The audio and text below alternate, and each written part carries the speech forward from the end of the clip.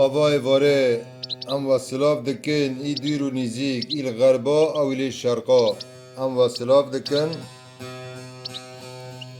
وای واره و تجیله طبعا از جملت گیرا دادخم لی از خاص ناس از جککی رشید را از دادخم